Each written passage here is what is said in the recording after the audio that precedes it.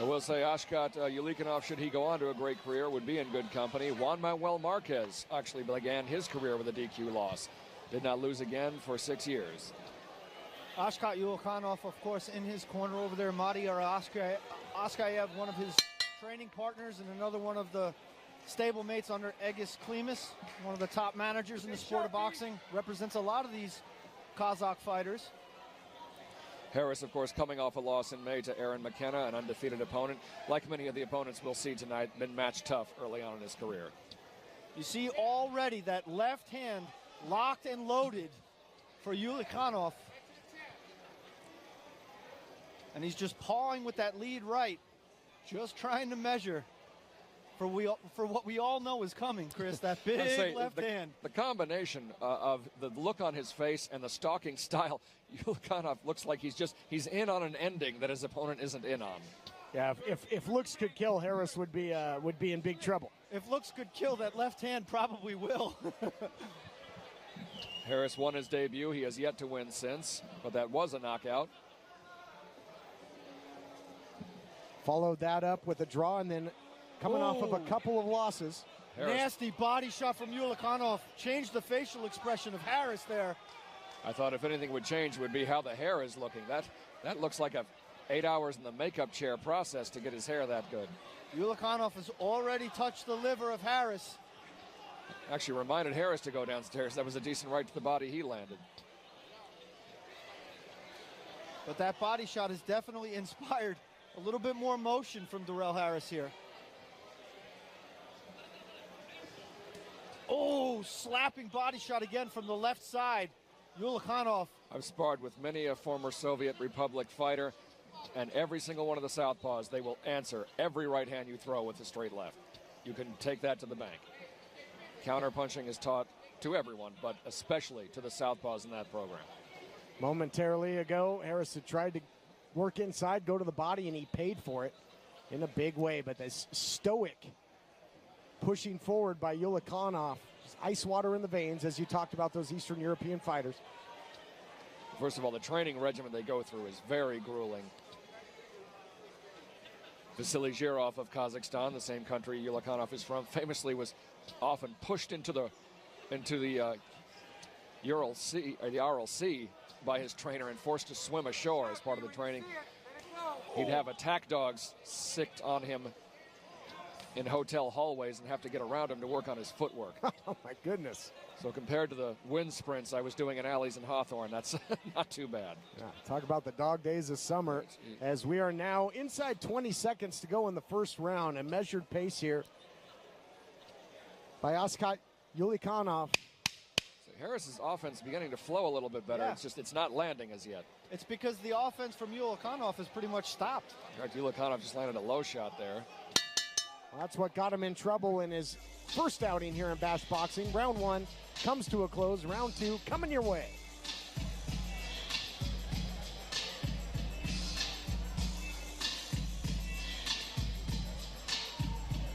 One of our lovely ring card girls as we look for some footage from the last round. A round I think was still controlled by Ualikhanov and did very much by ring generalship. Even when he wasn't throwing, he was in charge and looked the part. That's the hardest thing to teach.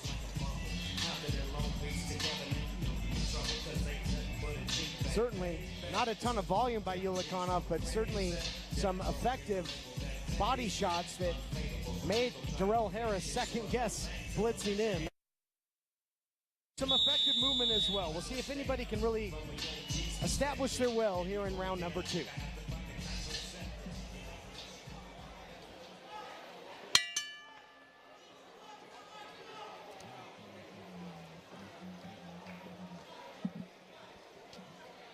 All our previous fights tonight scheduled for 4. This scheduled for 6 rounds of action. Body shot there by Harris. Ualikhanov just looking to counter now, using that jab. It's what my old boxing trainer used to call instigating the counter. You feign with the jab, instigate a response, and then counter on the response. But I'd like to see a little bit more volume from Ualikhanov.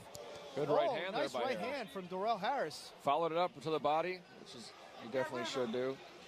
And perhaps it's the lack of volume by Ulikanov that is allowing some confidence here by Darel Harris. Harris's trainer imploring him to maintain the rhythm. 1, 2, 3, don't forget your hook. Certainly more activity in the early going of round 2 by Darel Harris, but he is now cornered by Ulikanov, who starts to let it fly himself. Yeah, it's obvious now that Ulichanov's really investing heavy in that body attack. Harris warned for holding by referee Ray Corona. See something, take it. Let's see if that investment starts to pay dividends. So far, Darel Harris doing a good job of keeping his feet moving here. Not presenting an easy target for Ulikanov. Second opportunity to see Ulikanov here in Bash Boxing, as we mentioned about. Certainly not the debut that he wanted last time out. Looking to rectify that here tonight against Darel Harris. But in a way, that's good, to get rid of that undefeated record. I never liked the idea of protecting an undefeated record. You get guys fighting once or twice a year, very much cherry-picking opponents. The undefeated record was not something that was really thought of as even indicative of a good fighter until people like Marciano and Chavez and others were able to rack up big records. But let me remind all the boxing fans, they did their share of record padding. In fact, only Mayweather and to a much lesser extent Finito Lopez reached 50-0 and 51-0-1 respectively, fighting mostly at the championship level. Most fighters with long unbeaten records got it for a reason, and a reason that many others could. They were padded records, or maybe got a few decisions they didn't deserve. Fight fans have shown again and again that they do not care. They want entertaining fighters, fighters they can cheer for. A couple of losses don't matter, as Pacquiao's continued numbers show. Ulikanov continues to stalk. We'll see if he will increase the volume of punches. 10 seconds. Might not have an opportunity here in round 2, though, because it is close to coming to a close. And right now, Harris is on his bicycle. Round 2 comes to a close. And more of the same, although a good start to round 2 by Darel Harris. I got to tell you, but perhaps the strategy for that last minute was thinking that maybe he'd won the early part of the round and let me avoid contact. You could make an argument, certainly. Harris did the earlier good work. More steady body work. Say from Ulikanov in that round. This is probably some of the early action when he had the rhythm going. Nice one. Some work there by Ulikanov as well, though, out of the clinch. So if Harris thought he did enough to win that round, that might not be the case. From the looks of later action in round 2, this one again scheduled for 6 rounds of action.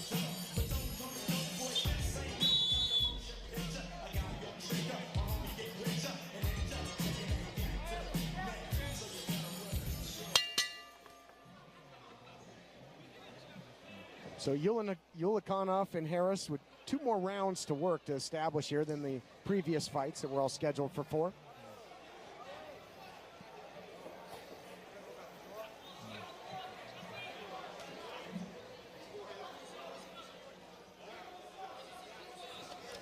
Nice shot by Harris. Set it up with the jab. Harris is definitely starting in the rhythm that his corner keeps referring to. However, all it takes is a few body shots from Ulikanov to get him out of that rhythm, it seems. You're good. No question, when Ulikanov lets those body shots fly, he is certainly a power puncher. We'll see if he can pick up the pace. You ask me, Ulikanov's being too patient, gentlemen. I don't think he's taking the initiative nearly enough. He's pawing with that jab and trying to land a left to the body or the head. Needs to mix in the right hook, right uppercut, and throw more combinations. Now he's starting to let that left hand go, but for the first 2 rounds, it's pretty much been by his ear. That right hook actually seemed to throw Harris off balance. I mean, Harris's constant movement makes it hard to establish combinations, but you've got to throw them anyway. But you're seeing more volume now from Ulikanov. One of the more famous heavyweight volume punchers, because there aren't many. Most of them throw 1-2 at a time. Of the last 20 years, Ike Beabuchi looked very bad against Chris Bird, missing by a foot sometimes, but he threw combinations knowing that one would eventually land, and of course they did, and he won the fight. More action, yes, go ahead. I say due to his own personal issues, it was the last fight of his career. More activity in this round thus far by Ulikanov after the early flurry by Harris. Oh, nice left hand from Ulikanov, but Darel doing a good job of circling to his left to get out of the range of that power shot. Professional fighters, it really doesn't matter how hard you hit. If you see the punch coming, very few people are getting knocked out by punches they see coming. Maybe they're really heavy-handed. But for the most part, you're going to have to get him looking one way and catch him the other. That's how you score knockouts at this level. A more aggressive Ulikanov here in round 3 than we've seen thus far in the fight. Starting to put punches together. Yeah, and he's putting punches together very intelligently. He's not showing any desperation, Todd. Nice left hand. Right to the jaw of Harris. Harris tied up after that. Ulikanov holding him still, measuring with the right jab. Hooking behind the left, which you always should do. More good work by Ulikanov late in the 3rd round. Ulikanov looking very comfortable in there right now. Harris, not so much. So a different story there in round 3 as Ulikanov turns it on, well, at least in some respect. Yeah, absolutely. Ulikanov really showing a little bit more ferocity in his punches, putting together more volume, landing that left hand, setting up the right, boom, pulling the trigger with that left hand. He's a sniper with that straight left hand, has it cocked the whole fight, and now he's starting to let it go. So I expect the 4th round to be even better for Ashkat Ualikhanov.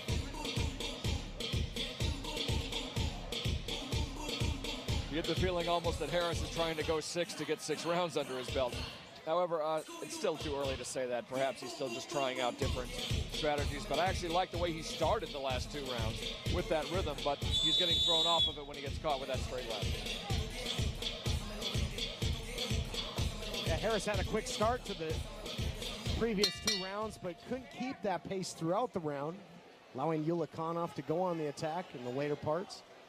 We'll see how round 4 plays out. In our earlier fights, this would be the final round, but this one's scheduled for 6. Right hook seconds ago by Ulikanov. Tries to follow with the straight left. It's power punch. Harris doing a good job of circling again to his left. If he circles back to his right like that, he's going right into that power shot. So I would recommend him continuing circling to his left.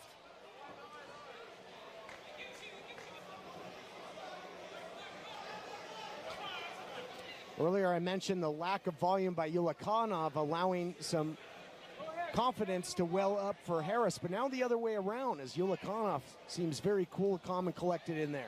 It's one punch at a time, a tap and then a grab. That doesn't show the referee or judges that you want to win.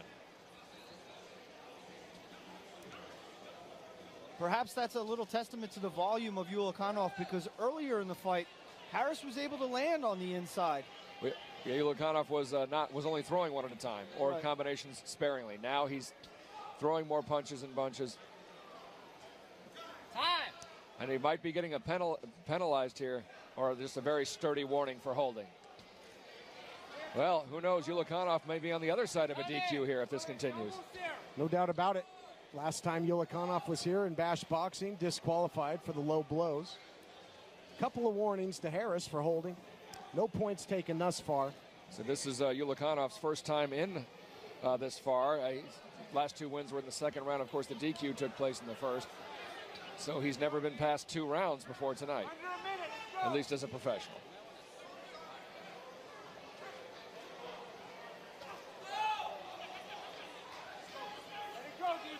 Another warning from the referee for Harris, I think, for leading with his head there. Wasn't a bad hook there by Harris. And a nice right hand from Harris. When Ashkat decides to take his foot off the gas pedal, that's when Darel comes to life, Chris. Yep. But can he land punches when his opponent is also throwing? Well, not only that, he hasn't really thrown much that Ulikanov wasn't ready for in some form or another, either by having his feet more under him. Time! Referee calling for time again. 1 point being taken now by Darel Harris. For what? I'm not sure what it is, but he looks absolutely gassed, gentlemen.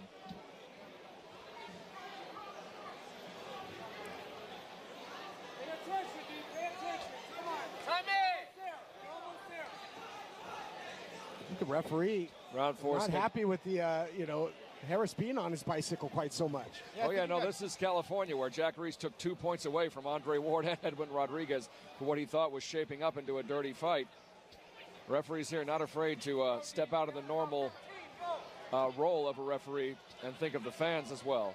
Did he get punished for timidity? 10 seconds. If it's working, no. But if it's also mixed in with what he feels to be dirty tactics, then yes. And at this point, this is just avoidance. He's not really engaging. Now he is. And now you hear the boo birds come out. And the crowd letting him have it. The commissioner is in the ring with him. Well, he's got the energy to mug for the crowd. But I'll tell you what, the corner not too happy with him either. I think he thinks the fight's over. Someone needs to tell him that this is a 6-round fight. Or we've been told incorrectly. 6-round fight. 6 rounds. 6 rounds. 6 rounds. 6-round fight. Someone's got to get those cornermen involved in the fight here. Either we've been told incorrectly or they've been told incorrectly.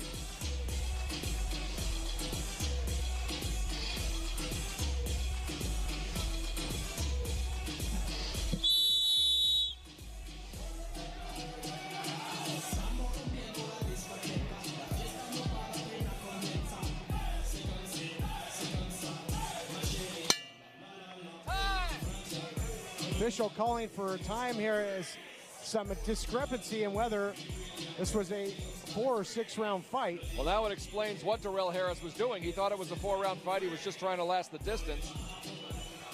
And that's going to do it. So says the official. And there's been a major confusion over the amount of rounds. I've seen this at the higher levels, gentlemen. Gloves cut off at the end of 8 rounds, at the end of 10, thinking it was going to be a 12. Steve Bash is talking to head inspector Sean Wells over there. They'll get it straightened out. Well, the gloves are not fully off of Ualikhanov. He only has to replace tape. And I believe the same is true for Harris. It will not take much time to glove them both back up, should the next 2 rounds need to be. Personally, gentlemen, I don't need to see 2 more rounds of this.